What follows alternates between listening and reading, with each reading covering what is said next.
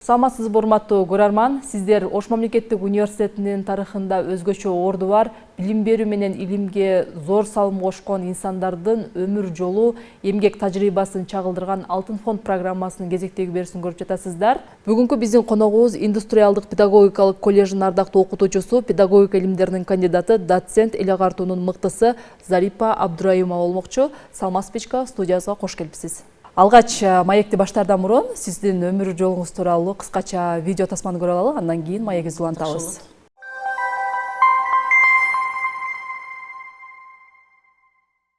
Педагогика илимдеринин кандидаты, доцент, билим берүүнүн мыктысы жана Кыргызстан аялдар конгрессинин алтын медалинин ээси Зарипа Абдураимова Сузак районунун Акбулак айылында 1958 жылдын 9 майында мугалимдин үй бүлөсүндө төрөлгөн. Айылдагы Осмонов мектебинен 8 класста аяктагандан кийин 1972 жылы Жалал Абаддагы Пушкин атындагы педагогикалык окуу жайына тапшырган. Аталган окуу жайды 1976 жылы артыкчылык диплом менен аяктап, эмгек жолун Сузак районундагы Карл Маркс, азыркы Эрматов жатак мектебинде тарбиячы болуп иштөөдөн баштаган. 1977-79 жылдары ушул эле райондогу Правда, азыркы Сейд Ахматов орто мектебинде пионер вожатый болуп иштеген. 1982 жылы ОГП'ни аяктап, 1983-85 жылдары Ош шаарындагы номер 35 бала бакчада тарбиячы, 1985 жылдан 2002 жылдарга чейин ОГП'де окутуучу, ага окутуучу, практика башчысы болуп иштеген. Эми Зарипанын эжекенин өзгөчөлүгү бул эмгекчилиги да. Эмгекчил дегенде бир эле билимде эмес, турмушунда эмгекчил, мен ушундай байкайм да. Өзү ушундай болот окшойт, турмушта көбүрөөк эмгектенген адам илимде деле ушундай иштейт. Аябай көп иштеди, аткарды, көп илимди иштеген, чыгарды. Эми кыскасы биздин Ошму менен бирге туралып келе атабыз да. Ошму университет болгон 50 жыл болсо, дагы ошо 50 жылда 50 жашка чыгып дегендей эле болду да. 2002 жылы Ошмунун башталгыч билим берүүнүн педагогикасы жана психологиясы кафедрасына улуу окутуучу болуп ишке кабыл алынган.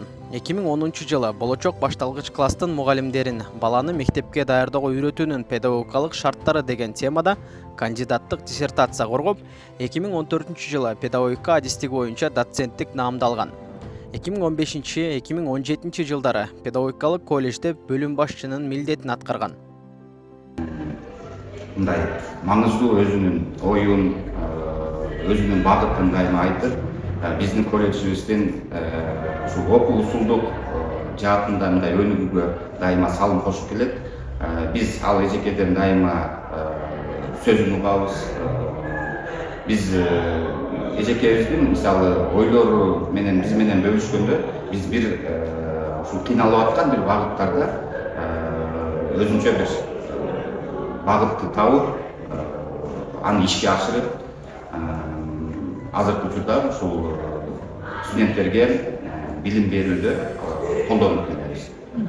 Инсан катары өтө сыйга татыктуу, мүнөзү жарык, кыргыздын аял затына тийиштүү бардык түшүнүктөр калыптанган деп айта алам.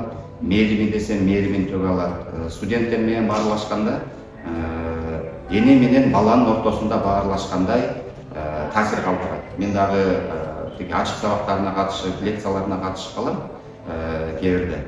Чындыгында мен ынанам. Мына бизге ушундай Зарипа Самашевна окшогон эжекелердин тарбиясы өтө керек экен. Зарипа Абдураимова баланы мектепке даярдоодо үй бүлөнүн ролу, педагогикалык практика, бөбөктөргө белек, баланын мектепке даярдыгын аныктоо боюнча усулдук сунуштар, мугалим, сабак жана сынчыл ойлом стратегиясы жана башка бир нече илимий эмгектердин автору. Ошондой эле эжеке өзүнүн артынан бир нече шакирттерди тарбиялап келүүдө. Абдураимова Зарипа Самашевна басып өткөн жолун карасак, кыргыз педагогикасына деги эле мугалимдик кесипке салган өтө чоң эмегейсиз эмгеги бар. мугалим өзү башка балдарга билим берүү менен алектенет. Бул эжебиз билим берүү менен эле алектенбестен жаш мугалимдерге жаңыча окутуунун усулдарын, жаңыча окутуунун технологиялары боюнча өзү талыкпаган чоң эмгектерди жасап, ушул кыргыз педагогикасына эбегейсиз чоң салым кошууда. Азыр дагы жаш мугалимдерге өзүнүн билимин бөлүшүп, чоң иштерди аткарып келип атат. Учурда Ошмунун индустриалдык педагогикалык колледжинде доцент болуп эмгектенип келет. Үй бүлөлүү, 2 кыз, 2 уулдун, 12 неберенин энеси.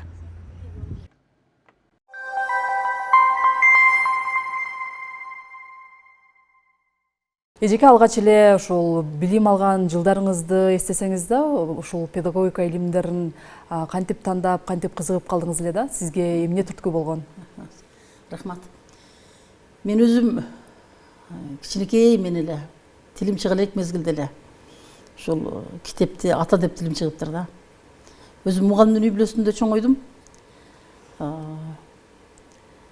Ата деп ыйлаганымда мага китеп берип койсо, ошону барактап, ошону эрмектейт экенмин да. Анан өзүм эсес билем, китептердин ичинен дагы үйдө Лениндин томдуктары болот эле да. Бул жерде галстук тагынган адамдын сүрөтүн көрсөм, ошону аллей деп түшүнөт элем да. Аллей бар ата таап бергиле мага дейт элем. Анан азыр 90 таяп калган апам бар. Айтат да, бир жакка барганда курчун көзүнө китеп салып алат элем. Ал мезгилде баардык эле үйдө китеп боло бербесе керек да. Анан ошол жерде дагы ата деп ыйлаганда эле китепти бере салсам соронуп калат элең дейт да. Анан китепти азыр деле жакшы көрөм. Анан кийин биздин үйүбүз мектепке жакын эле. Ошол мектепте мугалимдердин баскан турганы, анан агайлар деме. Алардын башка адамдардан өзгөчөлөнгөн сүйлөгөнү мени аябай ушундай суктандырат эле да. Анан бир жолу ушул биздин айылга айым деген эжеке келип калды да. Аны биз айым агай деп алдык. Бизде түшүнүк ошондой экен да, мектепте иштеген адамды агай деш керек турбайбы деп. Мектеп ойнойбуз. Мен бир балага окшоп куурчак ойнобопмун, азыр ойлоп көрсөм. Башка оюндарды ойнобопмун да. Кошунанын балдарына дагы эжеке болом да, агай болом. Анан аларга айтам, агай келатканда ордуңардан туруп, саламатсызбы агай дешиңер керек деп. Анан чындап эле менден жаш чоңдор да менен саламатсызбы агай дешет. Бир жолу кошунабыздын кызы саламатсызбы агай деп мага колун сунуп жиберди да. Анан мен таарынып, агай менен учурашпаш керек, агайга жүгүп эле салам айтыш керек десем, ал таарынып калды, мен ойнобойм анда деп. Анан мен таарындым. Мен агай менен агайга колуңарды сунсаңар мен окутпайм силерди деп. Анан башка окуучуларыбыз аны урушуп, анан агайга колубузду сунбайбыз, окута бериңиз дешип мени сиздеп алышкан. Менден жаш чоңдор да агайымын да. Анан ошентип ойнойт элек. Анан бир жолу карасак, ошол айым эжекени айым агай деп алганбыз. Укмуш эме жанагы суктанып карайбыз. Жоолук салынганы, ошо айым агайдай кылып жоолук салынгыбыз келет. Сумка көтөргөнү, журналды мынтип кармап кирип кеткени. Ошол айым эжеке дейм, айым агай көрүнүп калса эле чурка бирибиз чакырабыз, чурка айым агай келет деп, айым агайды кара деп. Бирде изи да башкача экен да. Көрсө туфли экен да. Айылда туфлини ал убакта туфли кийгендер деле жок болсо керек. Анан айым агайдын изине мындай кылып чаңды бутубуздун башы менен ушинтебиз да, анан биягына сөмөбүз менен сайып, изибиз айым агайдын изине окшоп калганына сүйүнөбүз да. Ушундай айым эжекенин таасири дагы болду деп ойлойм өзүм. Мына Японияда бала кесип тандоодо ата энеси кичинекейинде ойногон оюнчуктарын бекитип койт экен да, кийин айтат экен да, мектепте бүтүп атканда. Мүмкүн сен ушул багытта кесип тандасаң, сенде мыкты адис чыгат. Анткени сен кичинекейиңде ушул оюндарды ойнойт элең, сен ушуга жөндөмдүү болсоң керек дейт экен да. Ушул таризди алып караганда мен ойлойм да, ушу кичинекейимден агай ойноп жүрүп, анан ушу мугалимдик кесипти да тандадым. 14 жашымда 8 класс бүтүп келип, Жалал Абадтагы Пушкин атындагы педагогикалык окуу жайга тапшырып, анан биздин группада 10 класс бүтүп келген кыздар бар эле. Анан 8-ди бүтүп келгендер деле менден 1 жаш чоң эле да. Анан көбүн эже дейт элем. Быйыл 50 жыл болду биздин окуу жайды бүткөнүбүзгө. 50 жылдык жолугушууга бардык. Анан көпчүлүгү пенсияда экен. Эжелерим деп коем алар курсташтарымды. Училищени бүткөндөн кийин 76-жылы азыр Ерматов атындагы Кочкор Ерматов атындагы мектеп интернат ошо биздин айылда. Мурдай Карл Маркс мектеп интернат эле ошол жерде иштедим. Кийин анан институтка тапшырдым, Ош Пен институтуна. Ошол ошентип башталып калды. Эмгек жолуңуз ошондо мектепте башталып атабы? Ооба, мектепте. Канча жыл иштедиңиз? Андан кийин кайсыл жактарда улантып кеттиңиз да? Кайсыл жерлерде Мектепте иштедиңиз? иштедим. Андан кийин Сейдахматов деген мектепте пионервожатый болуп иштедим. Анан ошол мезгилде Ош Пен институту эле Ошмо азыркы. Педфакта педагогикалык окуу жайды бүткөндөр үчүн 3 жылдык группалар бар эле. Ошол группада окудум.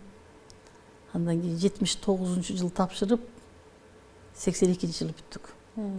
Анан бала бакчада иштедим.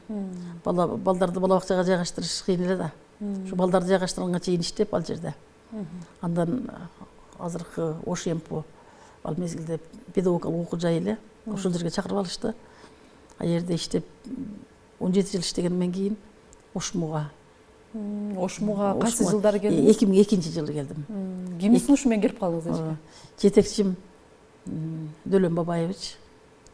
Анан илимдин артынан түшүш үчүн чөйрө дагы маанилүү экен. Анан эмне аркы педагогикалык окуу жайда иштеп туруп деле илимдин артынан түшсө болмок, бирок ага салыштырмалуу бул жакта талап күчтүүрөөк экен. Анан Абдыкерим Исаевич кафедра башчы экен, чакырышты ушундай биздин кафедрага келиңиз деп. Ошондо 2002-жылы келип октябрь айында келип иштедим. Анан Дөлөн Бабаевичтин жетекчилиги менен болочок башталгыч класстын мугалимдерин баланы мектепке даярдоого үйрөтүүнүн педагогикалык шарттары деген темада кандидаттык диссертация коргодук 2010-жылы. Анан 2014-жылы доценттик алдым.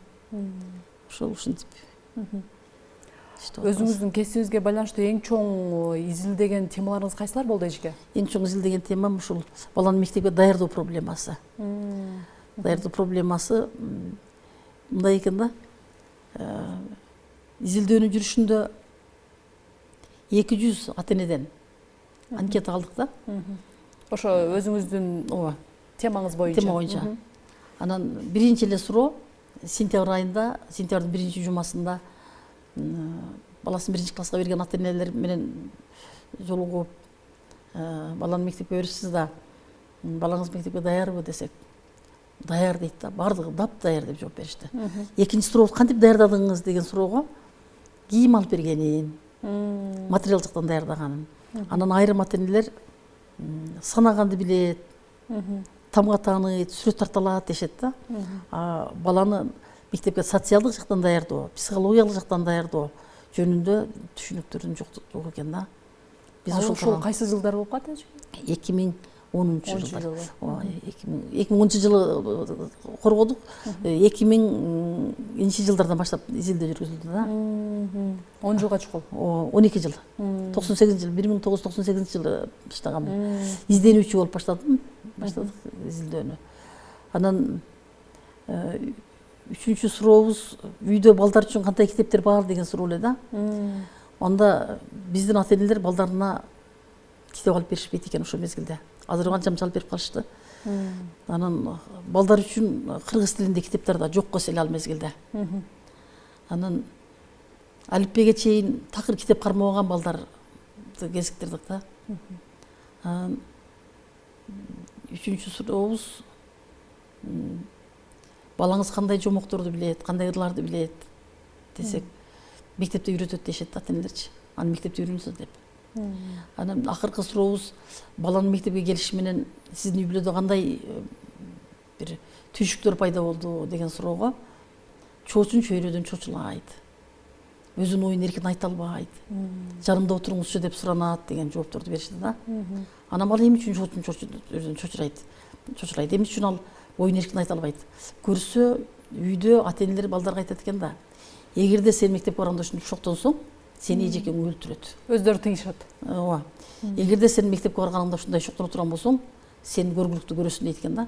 Бала мектепке келе элек мезгилде үйдөн мектеп жөнүндө жанагындай туура эмес маалыматты алып, чочуп калат экен да, корко турган болуп калат экен.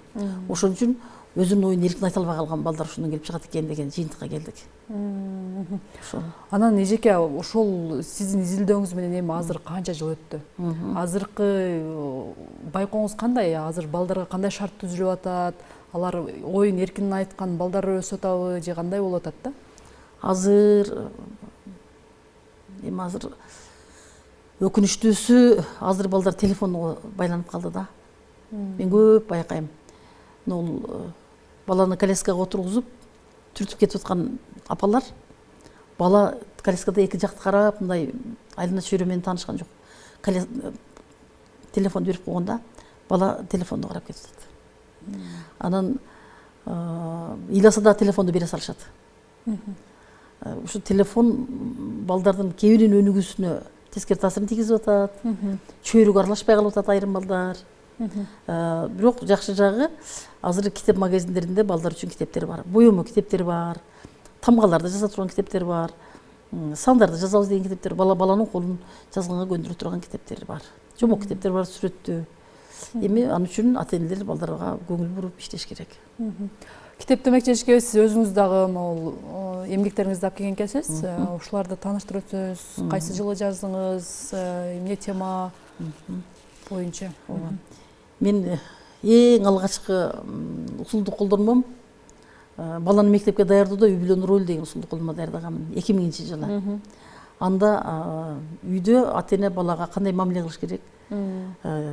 Бала менен ата-эненин ортосундагы мамиле кандай болуш керек ушул жөнүндө да. Андан кийин бөөктөргө белек деген китеп даярдаганмын. Андан кийин баланы мектепке даярдоо боюнча программа жаздык. Менин бул менен эмнени айткым келет? Биринчи кезекте баланы мектепке даярдаш үчүн ата-эне өзү даяр болушу керек, өзү бала менен иштеш керек. Экинчиден баланын өзүнүн жеке аракети болушу керек, бөбөктөргө белектешүү көрсөтүлгөн.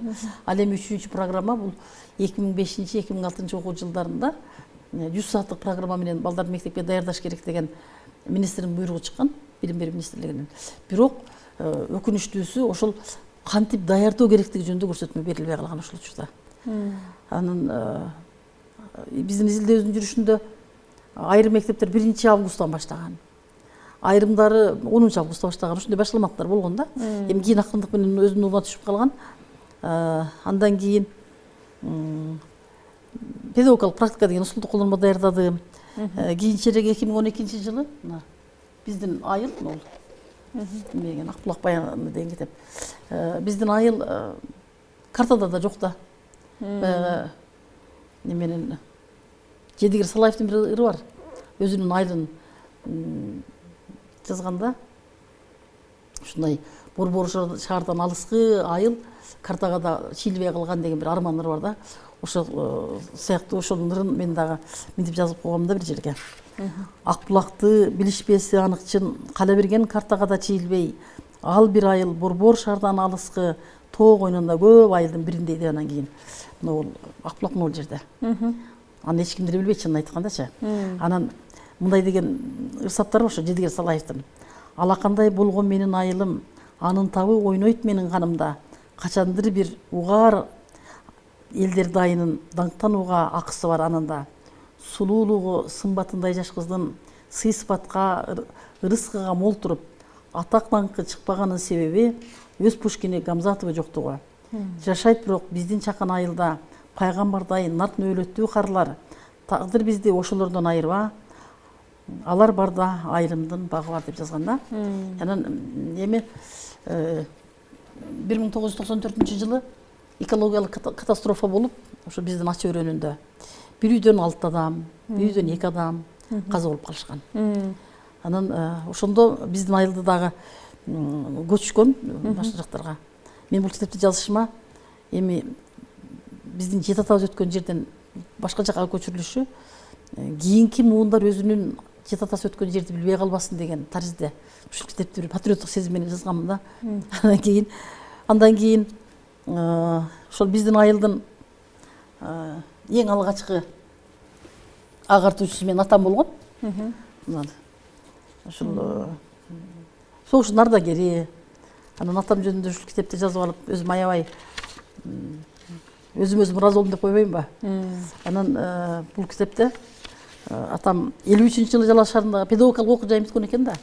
Ошондо мындай диплом ушундай аттестат берилчү экен. Атаңыздын кесибин улантыпсыз. Ооба, атамдын кесиби. Андан кийин мынакей ушул атамдын эмелери, аскердик билети, андан кийин алган медалдары, анан ушундайлар. Анан апам бул жерде биздин айыл, биз окуган мектеп, анан кийин биякта биз туугандардын, ата менен чогуу иштешкендер, коллегалары, окуучулардын эскерүүлөрү кеткен да бул китепте. Эми айтайын дегеним, мен бул китепти китеп аркылуу эркек балдарды ушул мугалимдик кесипке тарткым келди да. Азыркы мезгилде айылдарда, шаарда деле агартуу майданында көбүнчө аял адамдар көп иштеп атышат да. Эми айлык көтөрүлүп калды, мүмкүн эркек балдар деле бир үй бүлөнү бакканга кудурети жетип калса, барышы мүмкүн. Мыкты мугалимдер эркек балдардан чыкса деп ушундай бир тилегим бар да. Анан башталгыч класстын мугалими адистигине тапшырып калган бир эки балдар бар да. Ошону көтөрмөлөй эле жатып калам да. Буга тийишпегиле, бул мындан Сухамлинский чыгат, мындан Аманашвили чыгат, бул биздин Каменецкийбиз деп эле. Анан эркек балдардын мектепте көбүрөөк болгону жакшы. Анткени эркектер бар жерде, мырзалар бар жерде пеш болот. Мына балдар ошол агайгадай болгулары келет. Анан мугалимдик кесип бул түбөлүктүү кесип, өрнөктүү кесип. Негизинен мугалимдик кесиптен башка кесипти мен элестете албайм да. Анан кийин дагы бир нерсе жөнүндө айткым келип калды. Могул согуштагы деген китепте.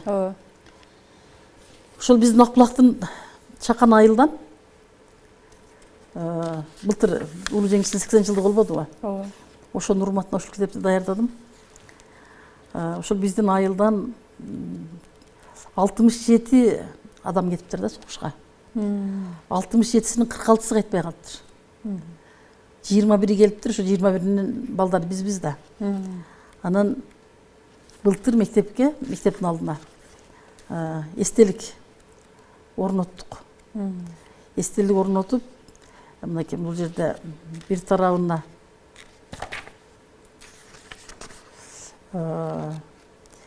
согуштан келгендер, бир жагында келбей калгандар. Мына жерде. Мына келгендер, мына 21 келген. Мына 21, 46-сы келбей калгандар. Өкүнүчтүүсү айрымдардын аркасынан бала да калбай калганда. Дайыны жоктор да бар арасында. Анан курсакта калган, 1 жашында калгандар болгон экен. Ошолор азыр эми 80-ге чыкты да мына мисалы. Амангелди деген абабыз. Ушу киши кичинекейинде калган экен атасынан. Жакшы атасынын сүрөтү бар экен. Анан атасы. Атасы өзүнө иш болуп турбайбы? Типографияда мага айтып калышты да кыздар. Эже, сиз атасын менен баласын ордун алмаштырып коюпсуз десе, чындап эле деп бул кишини бияка коюп алыптырмын. Анан кийин ойлоном, жок, атасы жашы өтүп кетип атпайбы? Баласы бар да азыр сакал коюган. Деп анан кийин кайрымдап алмаштырып атпайбы? Анан согуштан келгендерге сурадым дейм, атаңардын төш белгилери болсо кошуп коеюн деп десем, айрымдары айта алышпады. Анан мен эми согушка баргандан кийин төш белги алды да деп бүт бардыгына атамдын төш белгилерин коюп атпайбы компьютерде. Анан кийин бир аскер кызматында иштеген укам бар. Ошо күлөт да, эже, андай эмес, абамдын медалдарын баарын мен атам ушу төш белгилерин бардыгына коюп салып атпайбы? Сиз андай кылбаң. Согушка баргандын бардыгы эле төшбөлгө тыккан эмес. албай калганда же мугалимдердин баардыгы эл артынан тилештигин алды десе чындап эле деп коем дагы. Ошондой болгон. А бул китебиңиз Бул мугалимдер үчүн. Мугалим сабагын сынчылоо стратегиясы деген китепти мен 2008-жылы жарык көргөн эле. Кийин кайрадан суроо талаптар көбөйгөндөн кайрадан иштеп, бул 2023-жылы жарык көргөнү. Эми күндөн күнгө мугалимдерге коюлган талап күчөп атат. ооба. Анан мугалим дайыма окуп турган мезгилде гана мугалим да. Бир тең тушпуз деме көбүз. Ошол өткөндө айтат. 2 жыл небере карап иштебей калыптыр. Кийин ана мектепке келсем дейт. Университетти жаңы бүтүп келгенде деле мындай кыйналбаган элем. Азыр жаман кыйналып атам, сабакка максат кое албай кыйналып атам дейт. Ана ушул китепти бирди берип жиберсем урдап жүрүптүр. Анан кийин мен айттым, сен бир убакыт таап келчи, мен сага мындай жекече маалымат берейин. Анан сүйлөшүп отурсак айтат. Мурда мугалимдин позициясынан максат коюлат эле. Тарбиялоо, өнүктүрүү деген сыяктуу болуп. Ал эми азыр Булумдун таксономиясында этиштерди колдонуп, окуучунун позициясынан коюлат да. Маалымат алат. Өз сөзү менен айтып бере алат. Өзүнүн турмушунда колдоно алат. Анализдей алат, салыштыра алат. Анан дил баян жаза алат, өзгөртүп түзө алат деген сыяктуу болуп. Өзү окутуунун максаты бала алган билимин турмушта колдонуш керек да. Ушул жагынан биз аксап атабыз. Ушул курулай жаттоо, бааларды айрым учурларда көтөрмөлөп коюп коюу. Бул формалдуулук билимдин сапатын көтөрбөйт. Бала өзү жан дүйнөсү менен ынтызар болушу керек да. Мен студенттерге да ушинтип айтам да. Мойнунан байлаган ит биягын тапкыла дейм да. Баарды ойлонуп калышат. Мойнунан байлаган ит. Ал эмне? Биягы кандай болуп айтылат? Анан айрымдар айтат, уга жарабайт эжеке дейт. Мынакей таптың аразамасыңар. Демек, мугалим болуш үчүн дагы өзү ынтызар болуш керек ал. Түшкө чейин мектепке барасың, түштөн кийин үйүңө келесиң, тиргелен кыла бересиң, анан айлык аласың деген болбойт ал. Андай болбойт. Изденип, жаңы билим. Издениш керек, жаңы туруш керек. Ушундай. Ушул сыяктуу дагы студенттерди сабак өтүүдө кандай принциптерди колдоносуз да? Эми студенттер менен иштөөдө мен топ принциптердин ичинен гумандуулук принцип. Гумандуу мамиле жасоо. Мен студенттерге айым айтам. Силерде шаарга жаңы келдиңер. Айылдан. Анан ар кандай проблемалар болушу мүмкүн, ар кандай көйгөйлөр болуп калышы мүмкүн. Ошондо силер эжеке урушат эмес, эжеке мага жардам берет деген психология менен жүргүлө. Ачык айкындуулук принциби. Мүмкүн болушунча баарлашып, ошонун ички сыйрын билүү. Анын эмнеден кыйналып атат? Ал эмне үчүн ушундай анын жүрөгүндө эмне бар ушул нерсе? Андан кийин адам фактору деген бар да бизде. Ал студент Кыргызстандын келечеги. Ал бизден кийинки муундарды окута турган адам. Ушул жоопкерчилик. Эми билим менен кошо тарбияны кошо, ата мекендикке болгон сүйүү, эне тилге болгон сый урмат. Андан кийин мына азыркы мезгилде улуттук дем, дүйнөлүк бийиктик, оңгу жолу. Мына ушунун алкагында дагы бир топ иштерди кылышыбыз керек али алдыда булар. Тилди сыйлоо. Ар бир улуттун өкүлү өзүнүн тилинде, нукура өзүнүн эне тилинде сүйлөй билиши да бул чоң жоопкерчилик деп ойлойм мен. Анан эжеке бүгүнкү күндө студенттердин, мугалимдердин эң чоң артыкчылыгы жана кемчилиги эмне болуп жатат да сиздин баамыңызда? Артыкчылыктар жаштар бизге караганда тез өздөштүрүштү. Илимдеги, техникадагы жетишкендиктер. Буну пандемия маарында көрдүк да. Ынтызар студенттер көп. Анан кемчилдигибиз, мен ушундай дейт элем, ногул жасалма интеллектке басым жасап туруп алдык да. Жасалма интеллект биздин табигый интеллектибиздин үстүнө үстөмдүк кылып коюп атат. Могу суроо берген учурда студенттерге, тапшырма берген учурда Мен айтам да, ойлонуп, аң сезимдүү түрдө айтканга аракет кылгыла деп, анан эркинге койсоң дароо эле телефон ачат да. Ачып эле жанагы интелегке кирип туруп, анан ошол ал жерде туура эмес маалыматтарды да айта беришет. Ал жерде сөз өстүрүү деген сөздү тил өстүрүү деп берип коет да. Тил өстүрүү дешет. Аны мен айтам, тил өскөндө узарып кетпейби андан ары. Сөз деп айтсаң, десем, ооба деп коюшат. Ногул ушул акылдуу жасалма интеллекти биз аң сезимдүү түрдө керек учурда гана колдонушка басак, ал бизге табигый интеллегибизге өзүнүн кедергисин тийгизет деп ойлойм мен. Туура. Анан ичке ошол азыр жаңы эле илимге аттанып аткан же жаңы ошо педагогика адистигине тапшырып аткан студенттерге кандай кеңеш берет элеңиз? Эми мен кафедрада отурганда илим кылып аткан жаштар бар да. Мен аларга тамашалап коем. Бейишке барчу жол тозок аркылуу өтөт. Кыйналыш керек адам, издениш керек. Ал үчүн эрк күчтүү болушу керек. Интернеттен көчүрүп, анан кийин бир башка маалыматтарды кале тайын албастан өзүнүн үстүндө өзү иштеш керек деп. Анан эрк, жоопкерчилик, сабырдуулук, изденүү, чыгармачылык ушундай.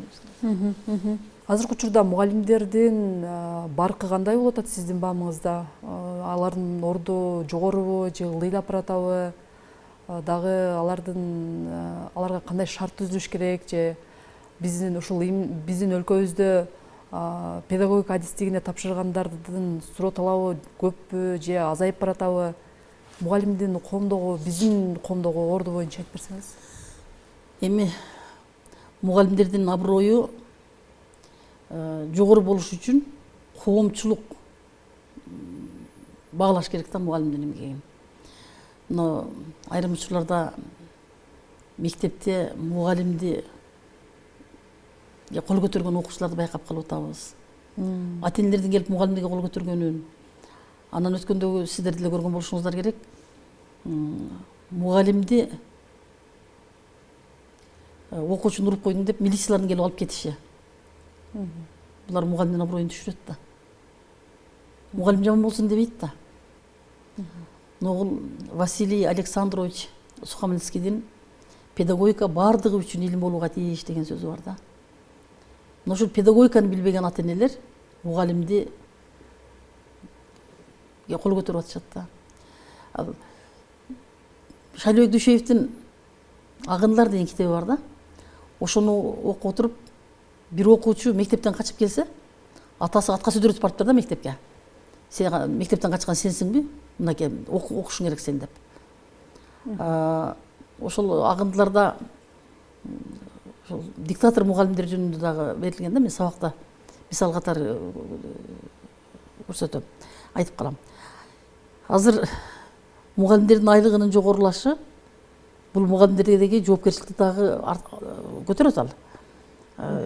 Айлык көтөргөнүнө сүйүнбөстөн талапты да туура кабыл алышыбыз керек да.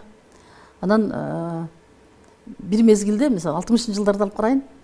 Мен жогоруда айтпадым, мен мугалимдин үй бүлөсүндө чоңойдум деп. Мугалимдерге коюлган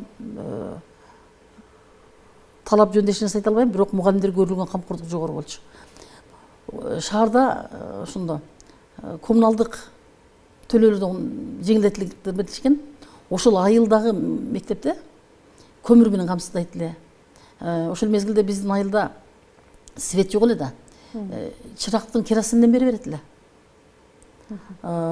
Ошол айылдагы ар кандай маселеге мугалимдер аралашып, мугалимдердин айтканы башкалар үчүн бир мындай мыйзамдай кабыл алынат эле да. Анан мен ойлоп атам, эми эгерде мугалимдик кесиптин түбөлүктүүлүгүн, мугалимдик кесиптин өрнөктүү экендигин акырындык менен түшүнүп, мугалимдерге көрүлгөн камкордуктар болсо, мугалим да өзүнүн үстүндө иштеп, келечекте мугалим аброю көтөрүлөт деген үмүтүм бар. Сиздердин адистикти тандап келген студенттердин саны арбынбы? Бизде студенттер коллежге көп эле келишет. Анан мен сүйлөшкөн жакшы көрдүм да. Анан айтам. Ушул башталгыч класстын мугалим адистигин кантип тандап калдың? Келечекте иштейсиңби? Деп. Анан биринчи эле келгенде сентябрдын башында эле менин биринчи мугалимим деген темада дилбаян жаздырам да. Үйгө тапшырма берем. Өзү мугалимди кесип жана коомдо ээлеген орду деген темабыз бар. Ошондо жазылганда көпчүлүгү ошо биринчи класста окуткан эжекесинин таасирин, жогорку класстагы класс жетекчисинин окуткан мугалимдин таасири менен ошо кесип тандагандыгын жашырышпайт. Мугалим болобуз дегендер аргын. Болгондо дагы ошол эжекемдей мугалим болсом дегендер да. Анан мен институт окуп жүргөндө Салы деген агай бар эле да. Ошол агайды мен көп эстейм да. Жакшы адамдын урушканы деле жакшы деп ойлойм. Бай болулагыр деп урушат эле бизде. Жини келгенде эң жаман сөз ошол да, ой бай болулагыр дейт эле да. Эми мугалимдик кесипти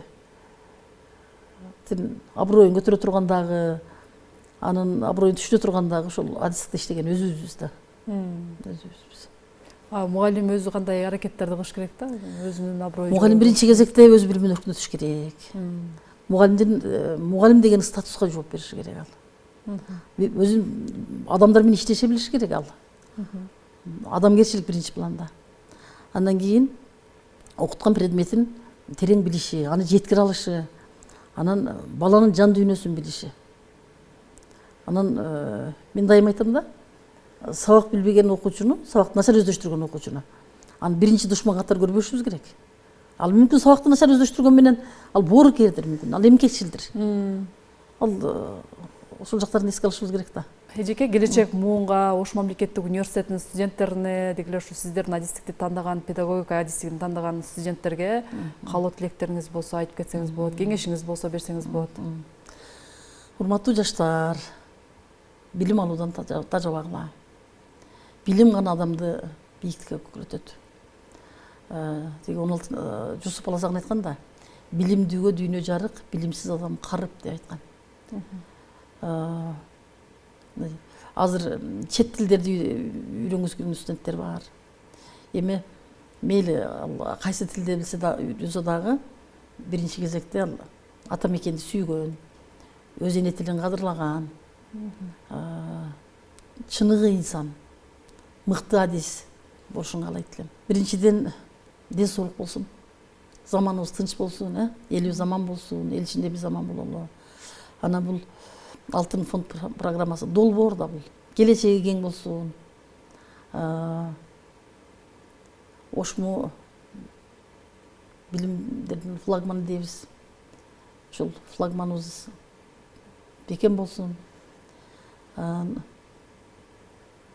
Ийгилик. Рахмат сиздерге дагы. Зарипешке, сиз университетибиз үчүн көптөгөн эмгек кылдыңыз, дагы эмгектерди жаратуу алдында турасыз. Ошо сиздин жаратмандыгыңыз эч качан өчпөсүн, аркаңыздан дагы көптөгөн шакирттерди чыгарып бериңиз. Сизге ден соолук, ийгилик каалайбыз. Ушуну менен Алтын фонд программасынын кезектеги берүүсүн жыйынтыктайбыз. Кайрадан эфир аркылуу көрүшкөнчө саламатта туруңуздар.